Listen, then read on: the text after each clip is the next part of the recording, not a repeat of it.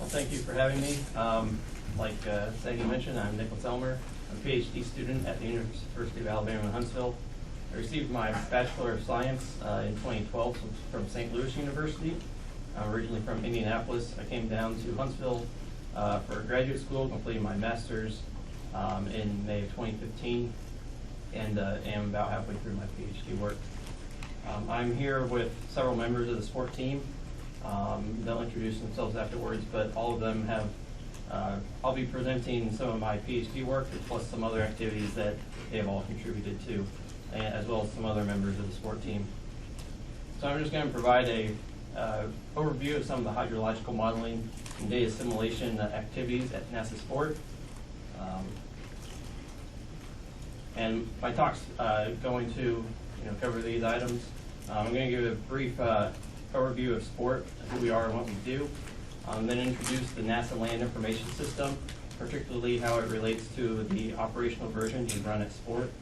And I'll also talk about some activities being done to couple the NASA LIS with WRF-Hydro, which as many of you probably know is the foundation of the National Water Model. I'll also talk about some of our activities in collaboration with the National Water Center, including our work to assimilate some NASA data sets into the National Water Model. I'm evaluating some of our LIS fields in the model, and then also some remote sensing applications related to both inundation and the National Water Model. And then I'll also at the very end present a tool that was developed during the course of developing some of these capabilities at SPoRT, tools that the WRF-Hydro community at large might find useful or helpful during their work. So SPoRT stands for the Short-Term Prediction Research and Transition Center. It's housed under the Earth Science Office at NASA Marshall Space Flight Center, located in Huntsville, Alabama. And SPoRT is focused on transitioning unique NASA and NOAA observations and research capabilities to the operational weather community, and mostly to address forecast problems at both the regional and local scale. And to do this, I'll talk about kind of our process for transitioning these data sets to operations, but we have close collaborations with several offices, including some weather forecast offices, some national centers, and I'll show a map here in one of the coming slides showing that our collaborations are spread across the entire country and include pretty much every region of the United States. We have a proven paradigm, a transition research to operations, and this includes both experimental modeling data as well as remote sensing data. So this is just a list, essentially, of the many satellites that NASA has currently in operations or in planning that will be launched in the near future. I highlighted the ones that have hydrological applications in red, so there's about a dozen of these satellites, ranging from sensing anything from vegetation health to ice and snow cover, as well as the GRACE missions, which have groundwater applications. And we also have a precipitation measuring mission, GPM, and then some future upcoming satellites have capabilities to monitor both lakes, rivers, and reservoirs, as well as some applications of inundation. And so during this presentation, I'll mostly be talking about just 4 of these satellites. The Suomi MPP Viewers instrument here providing some real-time vegetation. The SMAP soil moisture, it stands for soil moisture active passive. And then some upcoming satellites, the SWAT mission, surface water ocean topography, as well as the NISAR, which is synthetic aperture radar, which has some inundation applications. So this is a map of our partners with SPoRT. The blue dot showing the weather forecast offices that we work closely with, and it spans all of the National Weather Service regions because the forecast problems can vary from region to region. You can also see the National Water Center located right here, which is one of the many national centers that we also work with to evaluate and assess our products to get them into operations. the schematic there on the right is a kind of our transition paradigm where an end user comes to us with a specific forecast problem. And we try to match that problem with an experimental research capability or data set to fit into their operational framework. So we work closely through our collaborations to develop a solution. And this solution, it takes an iterative approach where it might take several iterations to make sure that the forecast problem is adequately addressed, and also the format of the product fits into the operational setting. So SPoRT has several areas of expertise that we have active research in, including model and data assimilation, lightning, remote sensing, and disasters. We also have some expertise in supporting product dissemination to some of the systems that are used by the National Weather Service. And we also develop some training and assessment tools to help in the transition from research to operations. However, today I'm focusing mostly just on the modeling and data assimilation activities, particularly those related to hydrology. This includes the NASA Land Information System, or LIS, which runs on either the NOAA or NOAA-MP land surface model. Also talk about some of our work with WRF-Hydro.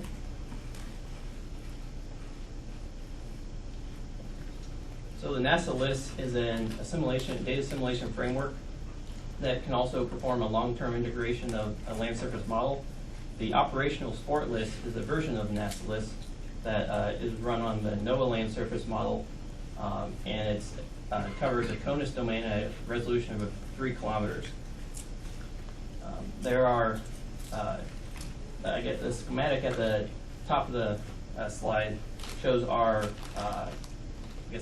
assimilation cycling, where the long-term spin-up of the SPoRT LIS uses NL-2 forcing, which is the same as what the National Water Model uses, and that's from our long-term spin-up till about T-minus 3.5 days, which corresponds to the latency of the NL-2 product. At that point, we switch over to the GFS data assimilation forcing and the MRMS precipitation until about T-minus 3 hours, at which point we use some GFS forecast forcing to make the SPoRT LIS operational in real time. What makes the SPoRT LIS unique is that it assimilates or it ingests real-time vegetation, green vegetation fraction from the SOMI MVP Beers instrument. I'll talk about some of the implications of that later on. We're also in the process of implementing SMAP and SMOS soil moisture data assimilation, which provides better estimates of soil moisture within the model. That is implemented, but not yet in the operational run of the SPoRT LIS. So output from the SPoRT LIS is used to improve situational awareness and also jumpstart some local modeling by forecasters at National Weather Service offices and also at some other forecasting agencies. So some applications of the NASA LIS one of them is to determine possibility of aerial flood. The figures here showing 2 separate case studies from March and September, where the March event had moderate antecedent soil moisture, so followed by a heavy precipitation event here in the center. You can see that it leads to some widespread moderate flooding and multiple flood reports across the region. However, in the September event, which begins with low antecedent soil moistures, a similar precipitation event leads to pretty much just minor isolated flooding. And so knowing the soil moisture conditions ahead of time definitely helps forecasters determine the actual probability of flood. And so this is work covering the SMOS assimilation of soil moisture. The image at the top left here showing the modeled soil moisture with no data assimilation. You can see in the circular black region there's some moderately high soil moistures. However, the SMOS observations here in the center are showing much higher soil moisture in that region. And so after, through the assimilation process, those model soil moisture fields are increased. And this high region of soil moisture corresponds and correlates to some irrigation regions along the Mississippi River. So this assimilation accounts for processes that aren't modeled or resolved within the land information system to help add and correct the background to adjust for these events. And this is just showing some of the validation on the SMOS data assimilation using 3 soil moisture networks in the United States. In each of the figures, the open loop or run with no data assimilation is shown in the blue line. The data assimilation run shown in the red line, and then the observations in the black line. And for each of these sites, you can see that the data assimilation run more closely matches and correlates with the observations. It also shows improved dynamic range, so it can adjust more rapidly to changing conditions.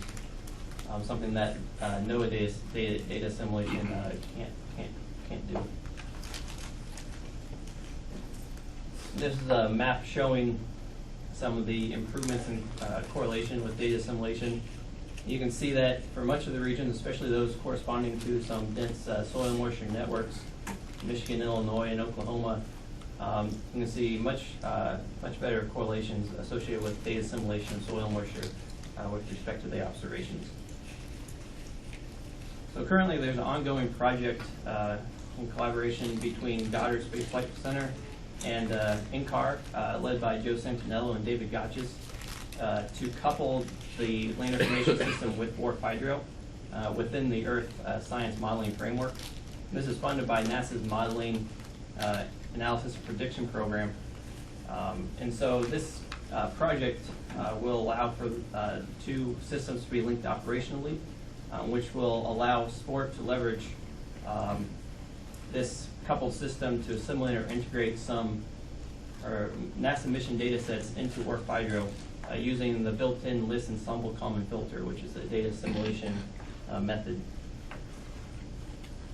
So many of you are probably familiar with this figure, but this is a WRF-Hydro system showing the 4 different modules that are part of WRF-Hydro, and the NASA LIS would relate to this column land surface model.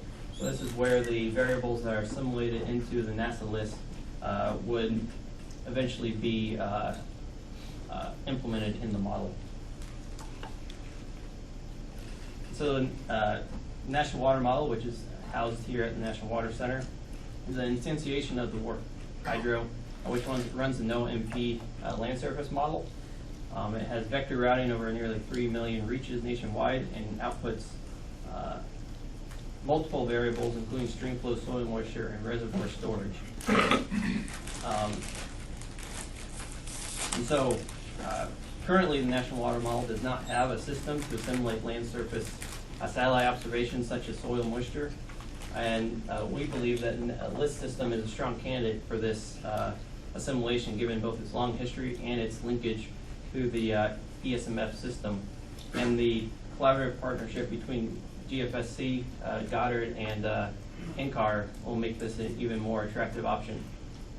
So like I said, LIS has a built-in ensemble column filter, which enables the assimilation of satellite-based observations, including those from SMAP, MODIS, and VIIRS, which are currently assimilated into LIS, and other possibilities such as the future ICESat mission, which detects snow and ice cover. Currently, the SPoRT LIS is being upgraded to include a parallel run of the NOAA-MP land surface model. This is to match the National Water Model configurations so that SPoRT can perform experiments to demonstrate the impacts of NASA datasets within the National Water Model.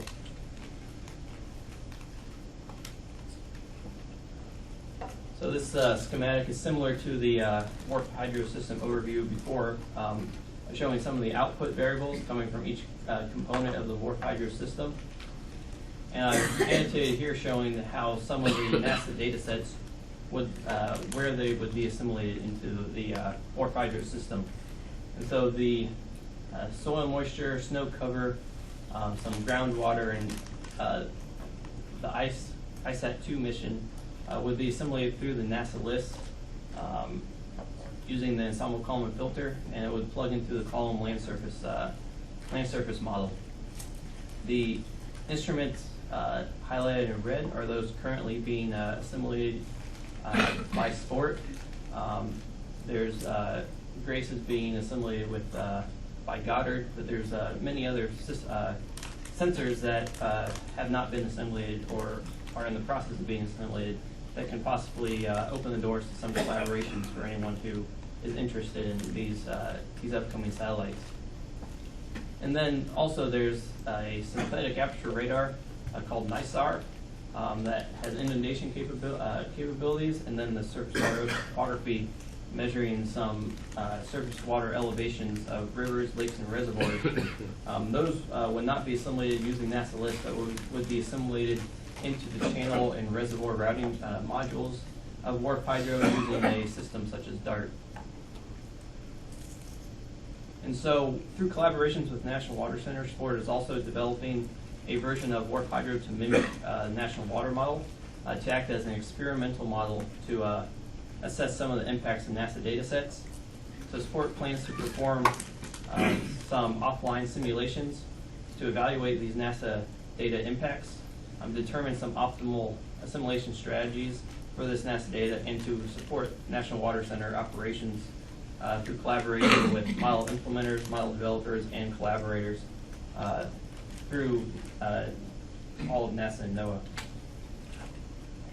And so there's an ongoing project to quantify the impacts of using VIIR's real-time vegetation on simulated soil moisture and stream flow.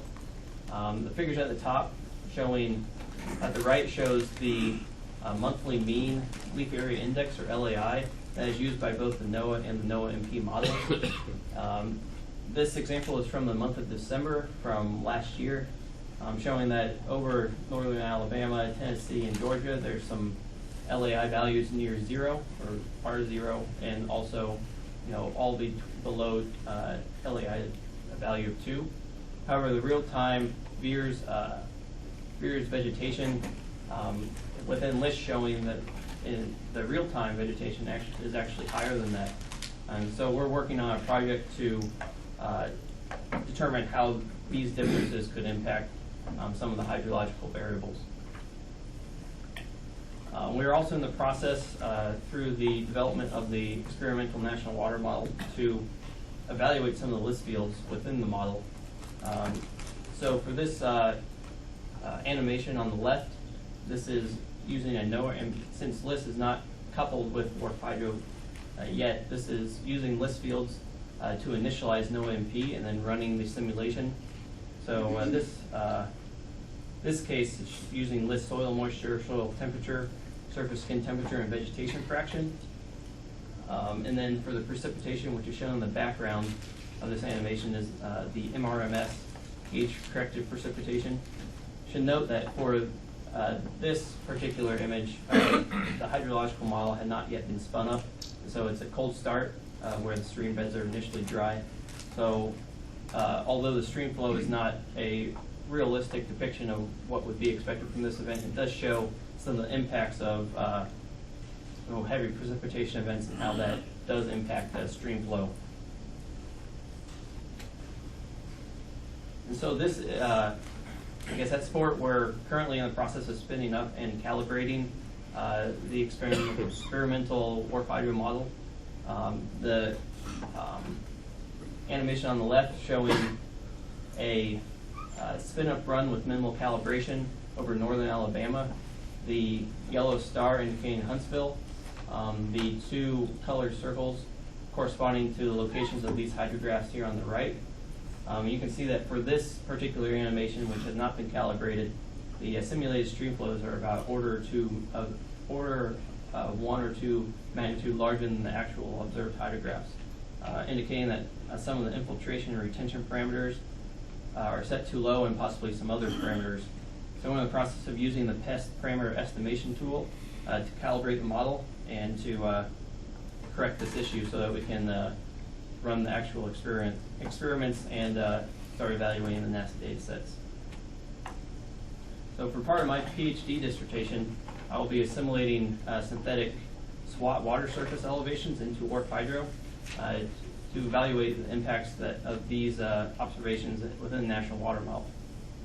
So like I mentioned, the SWOT is the Surface Water Ocean Topography Mission, which is a radar interferometer, which essentially measures water surface elevations, and from those measurements you can derive slopes as well as discharge and even some reservoir storage. And so SWOT can complement some gauge networks such as USGS, and can also be used to track some managed reservoirs where information of water level changes aren't readily available. So SWOT will have a resolution that will allow it to observe rivers with widths between 50 and 100 meters, as well as reservoirs and lakes with areas over a quarter square kilometers.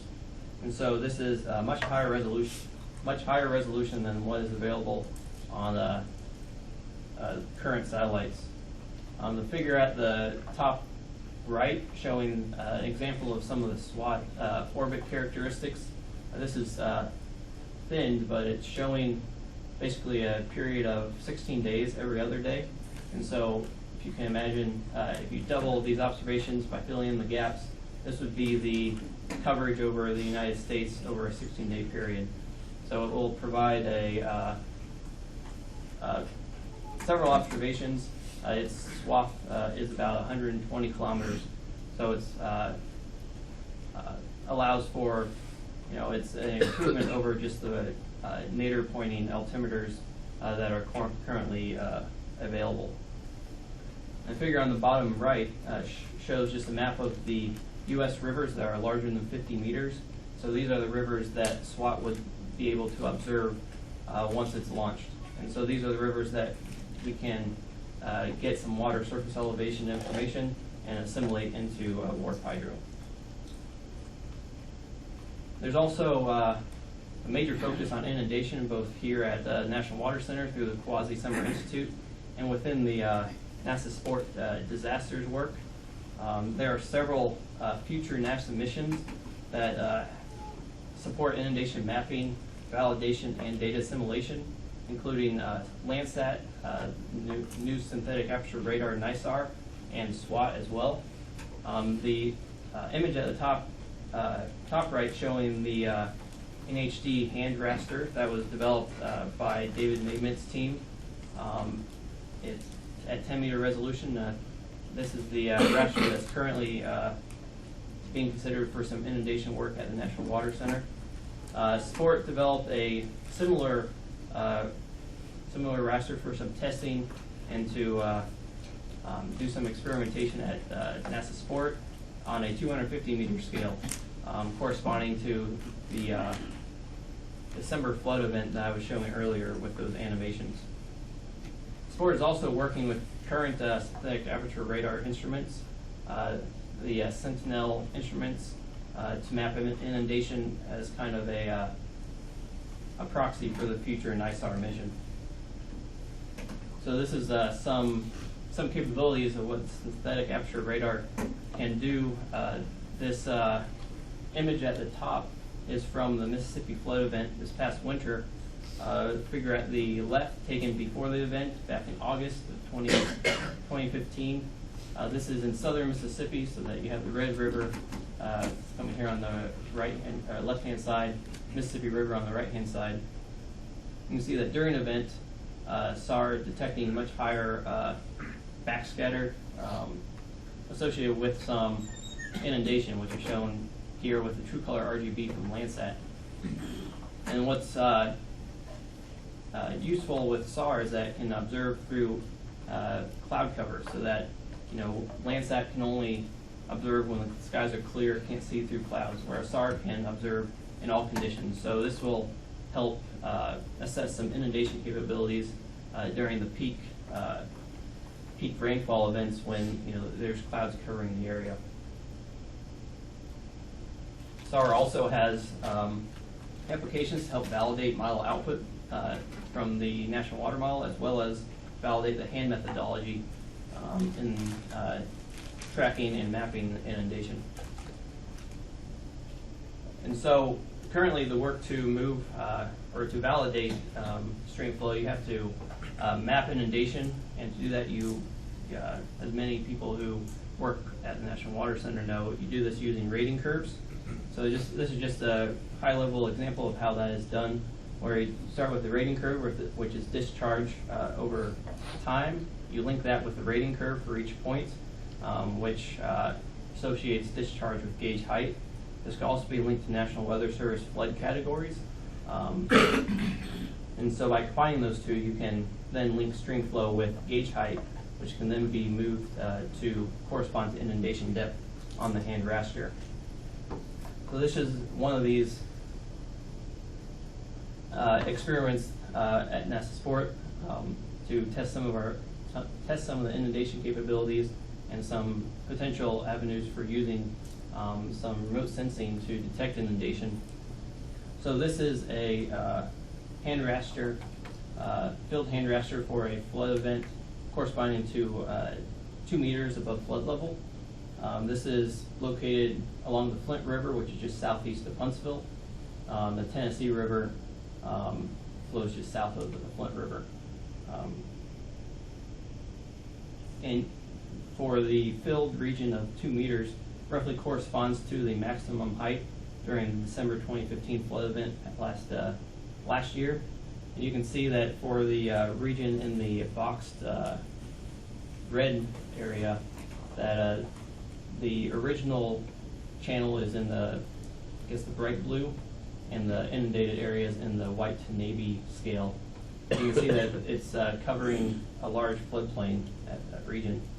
And that corresponds to this drone image taken from near the same time. And you can see that the original Flint River running along this path here, but the agricultural land along the edges are completely flooded. And so this supports and validates some of the hand inundation that we are seeing, and that's just at 250 meters. And so we would expect that the 10-meter hand model would even show more accurate results.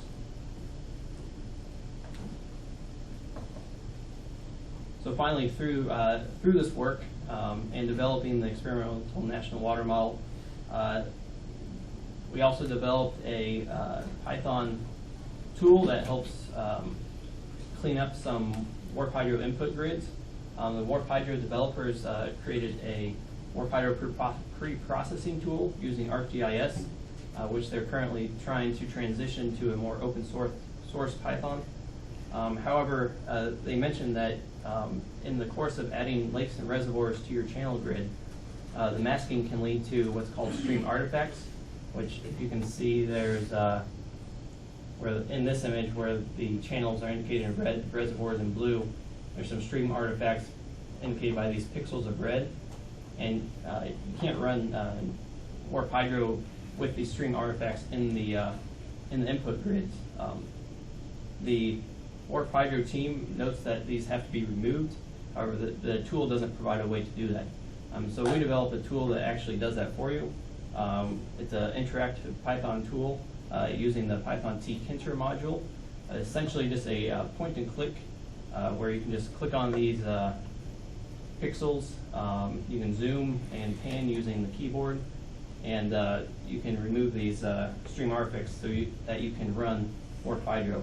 And this is intended to be run at a regional or local scale where, you know, it wouldn't work for a CONUS map because you want to use a grid routing of this sort. And at very small scales, the channel grid would be probably completely masked. So this is for the in-between regional scales. This is kind of a before and after view of what this tool does. So this is before. You can click on each of the stream artifact points, and it returns the corrected input grid so that you can then run WRF-Hydro. And so in summary, NASA SPoRT's mission includes transitioning NASA data sets into operations to address specific forecast problems. This can range anywhere from weather to hydrology. SPoRT is currently assimilating and ingesting satellite soil moisture and vegetation measurements into the operational SPoRT LIS. And the LIS is currently being coupled with WRF-Hydro by Goddard Space Flight Center and INCAR. The LIS is an ideal candidate for assimilating NOAA and NASA observations into the land surface component of the National Water Model, since it provides an assimilation framework that can operate with these satellite data sets. And also in collaboration with the National Water Center, SPoRT is developing an offline experimental version of the National Water Model to evaluate the impacts of NASA data sets, such as SMEP soil moisture, VIIRS real-time vegetation, and SWAT surface water elevations. And as you saw from the diagram of all the NASA satellite data sets, there are many opportunities to collaborate with SPoRT to integrate unique NASA data sets and capabilities into research, applications, and operations, both within National Water Model framework or in other frameworks as well. And so with that, I'll take any questions. Here's some contact information for myself and the colleagues that came with me today, as well as our webpage, blog, and some of our Facebook and Twitter posts. So open the floor for any questions.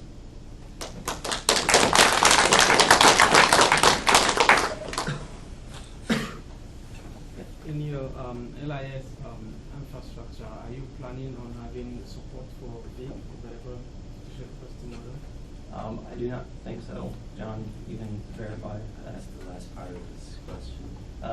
VIC. Adding VIC into the LIS framework. Yeah. VIC is part of the LIS framework. Okay. Is it? We've not worked with VIC, but it's in the framework. Okay. Yeah. Yeah, this is a very interesting and comprehensive presentation. Really like it. Curious question. So how do you compare SWOT with Landsat 30 meters resolution when you use them for water surface application? Because Landsat captured the lowest point over channel. It can be a water surface application. So how do you compare SWOT with Landsat? Landsat, if I'm understanding your question correctly, Landsat wouldn't be used to look at river surface elevations. It'd be more as an optical sensor looking at inundation extent. SWOT can be both used for inundation extent and surface water heights within rivers, which you can derive discharge from that. So in terms of, I guess, streamflow, I don't think there would be a comparison between SWOT and Landsat. You mean LiDAR? No, SWOT. You mentioned SWOT. So when you measure the water surface elevation, you use SWOT, and you can also the lens. No, actually I'm thinking about the. Sorry, it's a 30. Are you talking about synthetic aperture? Meter network. Sorry, it's 10 meter national elevation data. Oh, okay, the raster. Okay. Yeah. Sorry, never mind. Okay. Yeah, I mean the 10 meter. Okay. So I have a bunch of questions, but I'll start with one. So for the data assimilation, so the model have a spin-up period, right, when Right. you assimilate the data, basically, and then so you correct the spin-up area as the spin-ups part of the model, right? Yeah, you correct during the analysis period. And then how near real time is the input then for the model? Because the model runs, from what I know, runs basically on an hourly basis going to the future. Right. So what kind of resolution can you provide basically for that in time? And you're talking the National Water Model or the Yeah. LIS National Water Model? So SWOT would, and you're talking SWOT, No, or no, just any the data simulation? soil moisture and Soil and moisture. It depends on, well, for soil and moisture, it would depend on the satellite orbits. There's some periods where you don't have observations. Both SMAP and SWOT are on basically a polar orbiting orbit, so that you only get a few observations per day or every few days. So do you, that's one of the big problems, right? Because then do you compose, let's say if it's the National Water Model, it's a continental scale. So you compose a continental map and then incorporate it, or because that's kind of part of the difficulty. Well, for the, I guess this soil and moisture simulation, that's simulated into the land surface model, so that the model background kind of takes care of the, I guess, interpolation, if I'm understanding correctly. Maybe I can comment on that. Yeah.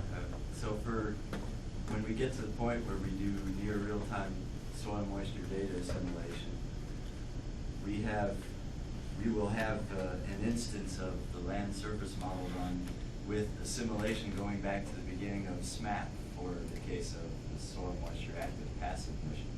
So in fact, we've already done that now. We're just tweaking some of the algorithms and the data simulation quality. But we have from April 1st, 2015 to essentially the present an accumulation of continuous data assimilation in the form of SWOTs, retrievals of SWOTs. So we have currently, I believe it's just the descending only for the level 2 soil moisture retrievals. But we're also going to be working with the 9-kilometer enhanced resolution product from SMAP, which will be both ascending and descending retrievals of the soil moisture. What we'll do is just every 6-hourly cycle of the land information system run, we will assimilate up to the point at which these SWOTs are available, which is about a neighborhood of 12 to 24 hours lag in real time right now with the SMAP data sets. So you basically update the pixels that you have in your information. Yes, that's correct. Only the pixels within that swath get updated, so there's about a 3-day visit, about a 3-day revisit time of SMAP for a particular location in our domain. So is there a risk that you start seeing some bands along the model results because of this discontinuous updating? We've not seen banding per se, but we have seen pixelation in the data simulation results, particularly with the current 36-kilometer resolution product that we're seeing. So we're running on roughly a 3-kilometer grid, but we're assimilating 36-kilometer resolution data, and that leads to coarser res pixelation in the solution. So that is a problem, and that's something that we need to address. And in fact, there's a newer, in an updated version of the LIS, which is not public yet, they're switching from doing assimilation in model space to observation space. And that should go a long way to alleviating that coarse resolution pixelation effect that you're seeing in the model. Observation, you mean that the only thing that the models see in terms of soil moisture, for example, is what the satellite is reporting to it? Yeah, the satellite is 36-kilometer footprints as opposed to 3-kilometer grid pixels. So to account for that disparity, the philosophical shift in data assimilation is to do that in observation space, which is kind of consistent with what you see in operational numerical weather prediction models, where you transform into the model into observation space and into the observation variables. You do the assimilation and you transform back in model grid space.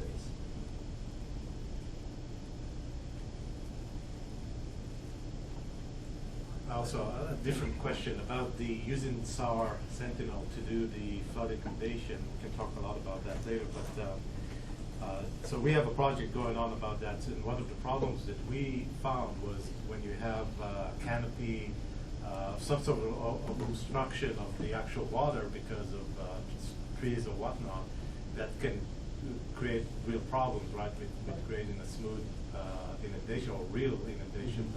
Did you guys encounter that, and did you try to solve that, or what do you do? Maybe Andrew can answer this. Yeah, it's kind of a known, definitely a known issue, particularly with the optical data, Landsat, higher resolution aerial imagery, and so forth. When it comes to SAR, a longer wavelength SAR would be helpful because it tends to see through the foliage and so forth. And those aren't currently available from the Sentinels.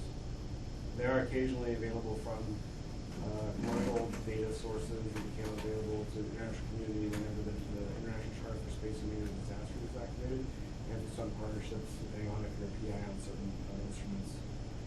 So yeah, it's kind of a known challenge. The SAR probably does better than the optical data, especially with the shallow vegetation, and it's one that we continue to kind of work on with colleagues in the community.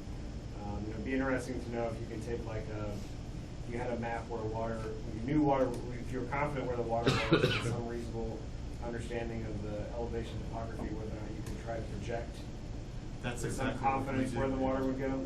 Yeah, that'd probably be helpful. Yeah, but you still have to be able to observe it at some point. I know that USGS had some boots on the ground to provide some observations of water extent during the Louisiana flooding while SAR observations were taken. And so there's some work underway in the NASA community to try and leverage that to improve some of these maps. So when will SWOT data publicly available? SWOT? Yeah. It's not launched until 2020. There's currently some simulators available and also some airborne SWOT missions, so there is some data out there.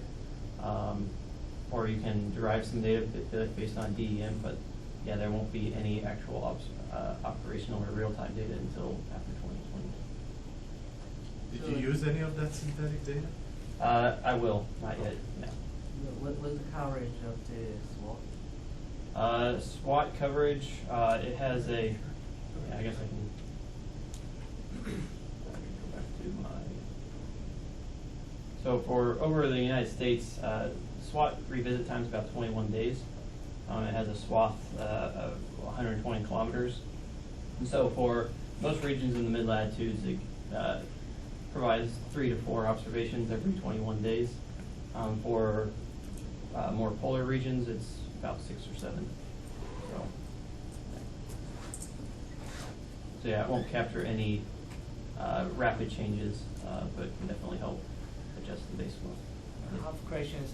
So a lot of this presented work is based on simulation types of techniques. And I want to ask if data mining on the observation data, like satellite image or radar data, can be helpful in the simulation model, and what aspect it may be helpful or contribute?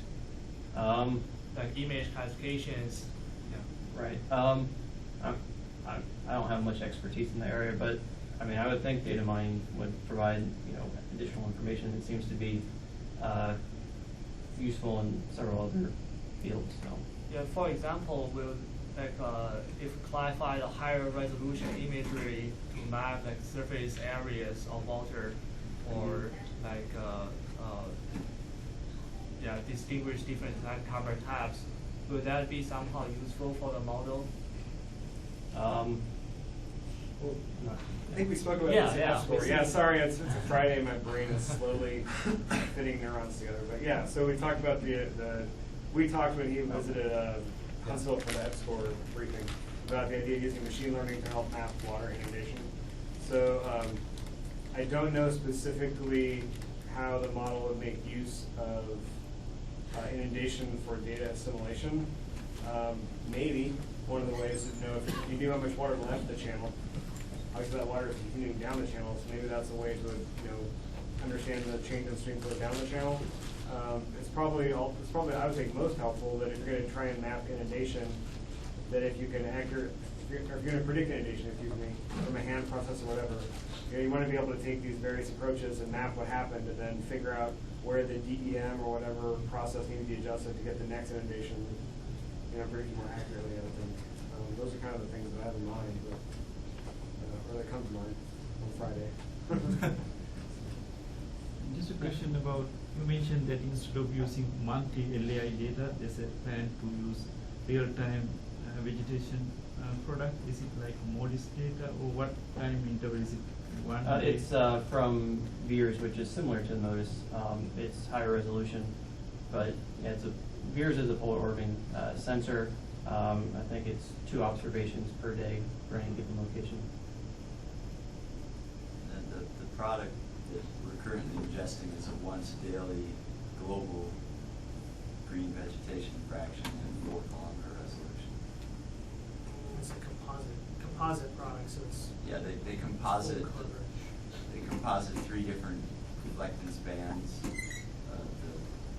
visible red, near infrared, and blue channels, and they create, I think it's a 2-week global composite of those reflectances before they combine them into the Cancer Vegetation Index, and then that EVI is then translated into the green vegetation fraction. So that data set is available now. Yeah, it's uploaded every day on the NOAA class server with about a 1-day time lag, roughly. So I have a script, like about 11 UTC every day goes and fetches yesterday's composite. I have another quick question on these slides. In the last bullet you mentioned storage change in wetland lakes and reservoirs. Right. So how are these factors being considered in the water models? Like particularly like wetlands, how are these areas treated? Yeah. I don't think National Water Model does wetlands. Maybe someone at the National Water Center can verify that. But I mean, it does have applications in managed reservoirs, detecting surface level water level changes. You can determine how much the storage has changed. So will wetland maps be somehow used in the analysis? I'm sure that's not specifically my focus. Okay. That's beyond the scope of what I'm looking at. But I'm sure there's some literature out there that does focus on that aspect. So you mentioned the comparison you did between with the hand product. Yeah. We had a similar project that at the Summer Institute, which is, by the way, the National Water Center is the Summer Institute, not the Kawasi. Kawasi runs it, but it's not. Oh, okay. Anyway, just so you and actually, the nuke over there was one of the students that led that project. So I'm very curious to know, what did you find? What did you think about it was hand? actually based on that project, I believe, using the abstract from the Summer Institute. So it was basically, applying essentially the methodology that you came up with. I mean, it was very just a high-level validation, but it seems to be, filling the areas that should be filled, at least for the areas I'm familiar with around Huntsville. Okay. So you would say it did a pretty good job. Yeah, I would say it's a fairly good job. It is difficult when you have the DEM that's corrected for or hydrologically corrected to get the actual height above stream level. But I think I filled that and then created the inundation depth from there. So that's, if there are errors, it's probably coming from that aspect versus other aspects. Just one more question, like you mentioned that there's a routine, Python routine you have that will, is it like denoising the pixel to map the lake boundaries, and then if there's noises, that routing will remove that noises? Yeah, so the WRF-Hydro pre-processing tool does the masking for you. It creates the input grids for the WRF-Hydro run, the lake grids and the channel grids, but it doesn't remove those stream artifacts. So yeah, that tool is, I guess, add-on to the output from that in-car pre-processing tool to remove those stream artifacts. Anything else?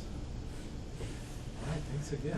Actually, before you leave, I mean, I'm sure some of you want to stay after that, so if you don't, you can go, I guess. But maybe this, while we're all seated, maybe it'd be a good chance to maybe say who you are in like 1 sentence or 2, kind of the main work that you do, so we can have something to start off with our discussion afterward. So Obed, get off your phone and Yes, I am Obed again. I think I already did that. I was interested in actually asking about LIS and VIC because as I mentioned earlier, that at the Oak Ridge National Lab we developed a national model with VIC using some static vegetation there. Actually, before you mentioned about the real-time vegetation, I was going to ask a question if you have that. So that was good. And I always look at how we can, because the data now sitting in hard drives and everything and has been used. I mean, that's I think what should do. So how we could implement that, especially for forecasting and things like that. This is a model that was very well calibrated, So right now I'm at the water center, so I work with the national water model, which is the WRF-Hydro, but I still think there is some value also looking at other models, as I think we might agree that some models perform better in certain areas than others. How can we combine some of those modeling to be able to get the best product we can get, for forecasting and so on? I'm Sadiq Khan. I'm with the Geointelligence Division at the National Water Center, and I work with the WRF-Hydro implementation project, looking at NSG Plus issues and problems that it has, and fixing those. That's what I'm working on now. My name is Jung-Kwan Kim, working in the National Weather Service. I'm a projector developing new land surface model called the SAG HDET model. It is an upgraded version of SAG SMA. So I am modeling the soil moisture and snow water equivalent to something like that. So yeah, that's it. My name is Alex. I am working in the ROS project, the Initial Operational Capability project, and I now move into the Water Resources Evaluation Services. That does evaluation of the different models, not just the national water model, other models also. I am Fazlul Islam. I am graduate student at the Department of Geography. I am working under Dr. Sagi Cohen, and currently I am working on global pellular flux modeling. I'm Divya Singh. I also work with Dr. Cohen in the Surface Dynamics Modeling Lab. I do remote sensing analysis and hydrological. I'm James Misfeld, an undergraduate student at UAL working on the Dr. Cohen Lab. My name is Maria, and I'm also a student of Dr. Cohen, and I'm looking forward to work with some numerical models to simulate floods. I'm Ross Wolford. I work with the National Water Center on the initial operational evaluation of the National Water Model. I'm Stephen Wu. I'm a graduate student at the Department of Geography, and I'm working with Dr. Sarah and with the non-profit I'm Jeff Carter, I'm a professor in computer science, software engineering. Work a lot with computational modeling in various areas, so I kind of get a chance to talk to you all about whether there's some potential collaboration. I'm Sarah Kraskiewicz. I'm an assistant professor in the Department of Geography, and I'm a hydrologist and geomorphologist. I do a lot of work with climate change impacts, environmental and stream flows, and flooding. I'm Brad Zavosky with the NASA SPoRT group, one of the co-leads along with Andrew on the project. Part of what I work on is managing some of the land surface modeling activities, as well as kind of project oversight. So I'm more of a project manager now than I am a scientist, but that's all right. Happens to the best. Don't horror me. So I'm Andrew Wolfen. I'm on the co-lead for the SPoRT project, like Brad mentioned. I also have a role within NASA as an agency in helping bring together the capabilities of our center, but also the other NASA centers in supporting the disaster response with partners, including the Weather Service, FEMA, and some other international partners. I'm John Case. I manage the real-time implementation of the LIS at SPoRT, and that's one of the things I do. I run local configurations of WRF and experiments in ingesting or implementing data sets and looking at sensitivity and model verification. I'm Julie, working at the National Water Center, Geoimpact Division. I'll be working on lab myself, RAIN and chemistry, data set, monitoring, modeling.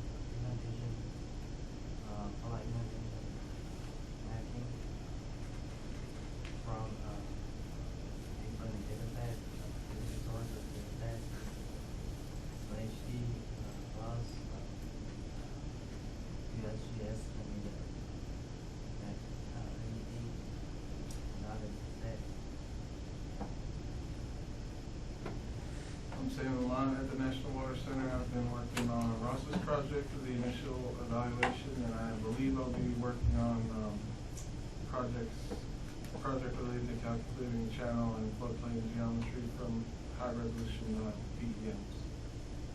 Hi, my name is Z. I'm a computer science assistant professor in the university here. And my research is in geospatial computations, GIS, and geospatial data mining. And in the past, I've worked on geospatial classification algorithm for Earth observation imageries, particularly in the context of wetland mapping. But I'm also interested in similar problems in other water applications like flood mappings or like water quality analysis and so on. My name is Kazungu Maitaria. I am a scientist at the National Water Center in the Intelligence Division. Currently, my assignments have really been in the field of hydraulics. So I've been looking at different algorithms and how they're able to somehow work on the routing aspect, and more so how the utilization of the NFD plus data can be able to put some value, especially in most areas where we don't have high resolution data. So that's what I'm working on right now, but ultimately I'm going to migrate to the coastal regions where we have tidal impacts, just to see what kind of model coupling is essential to be able to come up with a well-informed flooding aspects. Thank you. My name is Chandra. I'm a scientist at National Water Center. So I work, for the previous couple of months, I worked at, especially for routing, developing routing algorithms. The idea is to how we can find routing parameters in reach scale using either data assimilation method or some other approach. Previously, we also worked, we numerically computed some river bathymetries similar to hand method and use Landsat data, try to use Landsat data and stream gauge data to modify the outer boundaries. And other than that, I also work on data assimilation part, especially soil moisture one, as well as some other like predicting Arctic active layer thickness. That's some of the project I did previously. So I'm kind of interested in how to like use the data assimilation part with the national water model. I guess you presented Yeah. yourself. So I'm Siggy Cohen. I'm, as you heard, I have some students here from the Surface Dynamic Modeling Lab. We do a bunch of stuff. We do global scale modeling of rivers, sediment, nutrients, and water. We've gone a lot into, more and more into flood-related issues, I guess, thanks to the Water Center, which relate to flood inundation mapping using remote sensing, flood modeling at coastal and also inland areas. So that's sort of what we do at SDML, as we call it. All right, let's mingle. There's plenty of food, so please help us not carry it back to Pharaoh.